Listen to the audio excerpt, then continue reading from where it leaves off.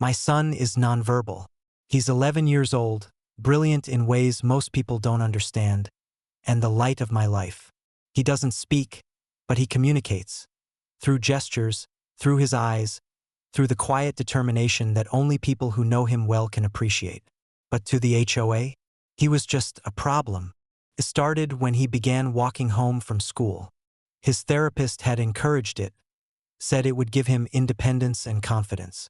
We practiced the route for weeks, step by step. He carried a laminated card with my phone number and address, just in case. For a while, it went perfectly. He walked home safely, beaming when he reached the front door, until Karen saw him. I came home one day to find my spouse in tears. "They took him," she whispered. "What do you mean they took him?" I demanded, my heart dropping into my stomach. "The HOA. They said he was loitering. They said he wasn't safe to be walking alone. They loaded him into a van and said they were taking him to a facility." Couldn't breathe. My child, my nonverbal child, was gone. I called every number I had. The school didn't know. The police hadn't been informed. Hours passed like a nightmare. Finally, a county deputy called me back. "Sir, we found your son. He was dropped off outside a group home, 300 miles away." 300 miles. My hands shook as I drove to get him. He was sitting quietly in the lobby when I arrived, clutching his laminated card, waiting. When he saw me, he leapt into my arms, holding on so tightly I thought I'd break. That night, I promised him no one would ever hurt him like that again. And then I went to war. You see, I'm not just any parent. I'm a district judge. And if there's one thing I know better than anyone, it's how the law works. The next morning, I walked into the HOA's office in full robes. Karen was there, smug as ever, convinced she had saved the neighborhood by abducting a disabled child. "You can't just let him wander around," she snapped.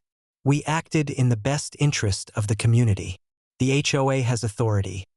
I slammed my gavel down on her conference table so hard the room went silent. "The only authority here is the law. And what you did wasn't enforcement, it was kidnapping." Karen's face drained of color. I recused myself from the case, of course, but I didn't need to preside over it to know how it would go.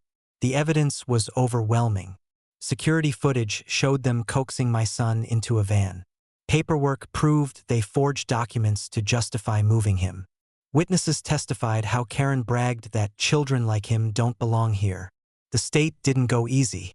Charges stacked high: kidnapping, fraud, child endangerment, and violations of the Americans with Disabilities Act. When the jury returned guilty on all counts, I sat in the gallery with my son beside me. He didn't understand every word, but he understood enough to smile when the bailiff cuffed Karen and led her away. The HOA was dissolved by court order. Every resident freed from its grasp. And Karen? She went from HOA president to inmate, her name forever tied to the crime of abducting a disabled child. Now, when my son walks home, he does it proudly. Neighbors wave at him, smiling, protective in a way they never were before. He might not say the words, but he shows me with every step. He knows he's safe. Karen thought she could erase my son's independence. She thought she could silence him because he couldn't speak for himself. But she forgot one thing: his father speaks loud enough for both of us. And the law is louder still.